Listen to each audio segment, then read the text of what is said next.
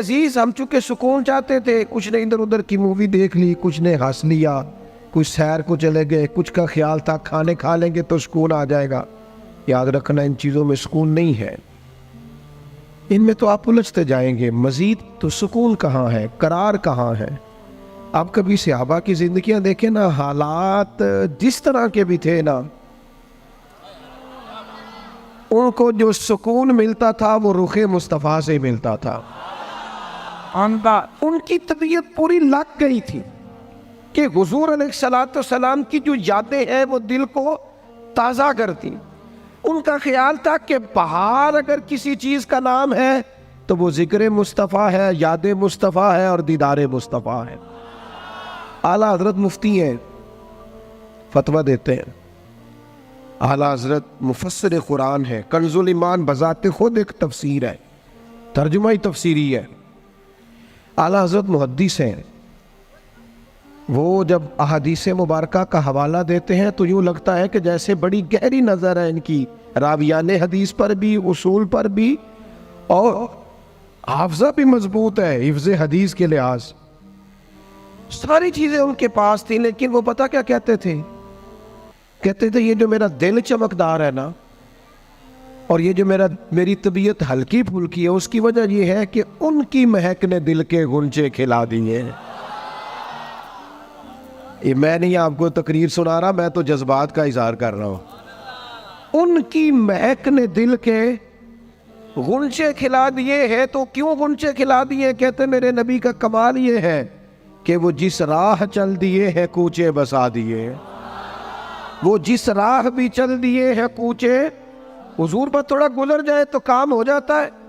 قرار، سکون، سارے دکھ مٹ جائیں گے اگر دل حضور سے لگا لو گے، اگر محبتوں کا مرکز رسول پاک کو بنا لو گے۔ آپ دیکھیں احد کے میدان کے اندر کافر نے ایک بڑی عجیب سازش کی مسلمانوں کو پریشان کرنے کے لیے، اور بھئی آپ لوگوں کی وجہ سے اگر اتنے لوگ تکلیف میں ہیں تو آپ کو سمجھ جلدی سے بیٹھ جائے جی، جلدی سے جی، فیصلہ کرنے میں اتنی دیر، اللہ آپ کو سلامت رکھے، بیٹھ جائیں جی، اب آپ کھڑے ہیں جناب، آپ بھی بیٹھ جائیں، اللہ آپ کو برکت عطا فرمائے۔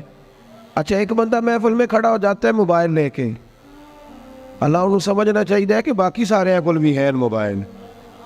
خدا کے بندے آپ کی وجہ سے اتنے لوگ پیچھے اگر پریشان ہیں تو آپ کو سمجھنا چاہیے اس چیز کو۔ اللہ تعالیٰ آپ سب کو ہنستا اور مسکراتا رکھے۔ نبی پاک کی ذات سے جب آپ کی کامل وابستگی ہو جائے گی نا تو حضور کی ذات والا کا پیار، اور پیار لاروں والا نہیں ہونا چاہیے، خالی جلسے محفل میں اور مائک ہاتھ میں آیا تو عشق کا دعویٰ تگڑا، خالی اس طرح نہیں، تنہائی میں بھی تو روئے حضور کی بارگاہ۔ ایک محفل میں ایک دفعہ حاضر تھا تو ایک نعت خواں بچہ میرے پاس آیا، کہنے لگا جی میری سفارش کر دیو، میں بھی حضور دی بارگاہ چ حاضری لوانی ہے۔ میں کہ پتر تو گھر جا کے پڑھ لے، اتھے بھی حاضری لگ جائے گی، کہ 4000 بندہ چاہیے حاضری لوان لی۔ حضور کی بارگاہ میں تو جہاں بیٹھ کے بھی پڑھے حاضری لگ جاتی ہے۔ اس کے لیے کیا ساج سمر کے مجلس ہی فقط ہو تو حاضری لگتی ہے؟ یہ بھی اعلیٰ حاضری ہے، پر وہ تو واللہ وہ سن لیں گے اور فریاد کو پہنچیں گے ہم۔ بس اتنا تو ہو، کوئی فریاد کرے دل سے، تو بات تو دل سے کر۔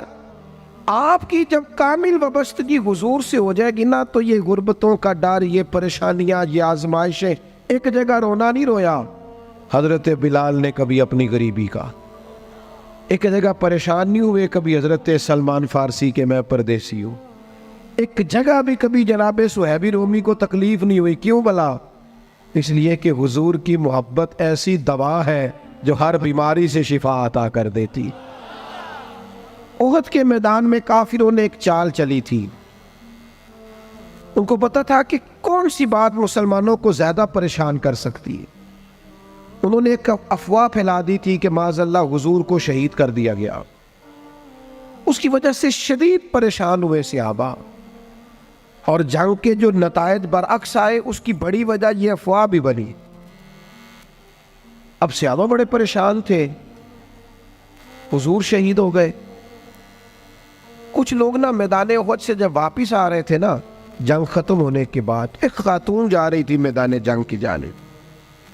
عورتیں اپنے مزاج کے لحاظ سے کمزور ہوتی ہیں قلبی طور پر، اور بڑی خوبصورت بات لکھی ہے علماء نے، کہتے ہیں عورت کے دل میں درد زیادہ ہوتا ہے نا، پیار زیادہ ہوتا ہے، اور یہ جو وہ کمزور واقعہ ہوئی ہے اسے عیب نہ سمجھو، اسی لیے تو اللہ نے بچے کو پالنے کا ذمہ اس کا لگایا ہے کہ وہ شفقت زیادہ رکھتی ہے، محبت زیادہ رکھتی ہے، درد دل زیادہ رکھتی، اس لیے جس درد سے وہ بچے کو پال لیتی ہے نا۔ میرا بیٹا ایک دن گھر میں کچھ پکا ہوا تھا، اس کی اماں کہنے لگی کھانا کھاؤ، کہندا ہے میں نہیں کھانا۔ وہ دی اماں کہندی میں بڑا زور لایا، بڑی محنت کیتی، بڑی گرمی چ پکایا، اج تے ہی کھانا پڑا ہے۔ کہنے لگا میں نہیں کھانا، میں آرام سے کھانا کھا رہا ہوں۔ اب وہ ماں بیٹا بحث کر رہے ہیں، تھوڑی دیر گزر گئی تو مینوں کہندی تسی کیوں نہیں بول دے؟ میں کہا مینوں پتہ ہے کنے جیتنا ہے، تھوڑی دیر بعد کھلو جو، مینوں پتہ ہے کنے جیتنا ہے۔ وہ بچہ اٹھ کے اندر چلا گیا، کہنے لگا میں نہیں کھاندا، تسی کھاؤ۔ وہ پھر 5 منٹ لگے تو وہ پکانا شروع کرتا جو بچہ کہہ رہے ہیں، تو میں کہا میں تو پتہ ہے نا نتیجہ کی ہے، تو اس بحث میں جانے کی ضرورت ہے، اس لیے کہ ماں اولاد کے سامنے ہمیشہ ہی ہار جاتی ہے، وہ اولاد کے سامنے جیت سکتی وہ نہیں جیت سکتی نا۔ شفقت ایسی ہے، عورتیں مزاج کے لحاظ سے اللہ تعالیٰ نے نرمی دی ہوتی، اس کو عیب نہ جانا جائے، یہ اللہ تعالیٰ نے انہیں ودیت کی ہے چیز۔ تو خاتون جا رہی ہے میدان احد کی جانب، وہاں سے صحابہ آ رہے، تو خاتون پوچھتی ہے صحابہ سے حضور کا کیا حال ہے؟ تو ایک صحابی اپنے لہجے میں گویا کہنے لگے خبر مشکل ہے پر تجھے سنانی بھی ضروری ہے، اس جنگ میں تیرے بھائی کا انتقال ہو گیا ہے۔ بہن کے لیے اس سے بڑی بھی کوئی خبر ہوگی کہ بھائی کا انتقال ہو گیا؟ وہ خاتون نے یہ خبر سنی، اِنَّا لِلَّهِ وَإِنَّا إِلَيْهِ رَاجِعُونَ پڑھا، آگے گزر گئی، اگلے صحابی سے جا کے پوچھتی ہے حضور کا کیا حال ہے، اور بے چین ہے، دوڑی جا رہی۔ یہ میری بات کو سمجھے آپ، کسی ایک جگہ جب آپ کی محبت کا غلبہ ہوتا ہے تو پھر بعض غم لگتے ہی نہیں، آپ کی کیفیت ہی اور ہوتی ہے زندگی گزارنے میں۔ آگے بڑھی، ایک اور صحابی ملے، ان سے پوچھتی ہے حضور کا کیا حال ہے، تو کہنے لگے میرے پاس تیرے لیے ایک بڑی سخت خبر ہے، تیرے شوہر کا انتقال ہو گیا۔ اس نے تھوڑی دیر کے لیے خاموشی اختیار کی، اللہ کی رضا پہ راضی رہنے کے کلمات ادا کی اور آگے بڑھی۔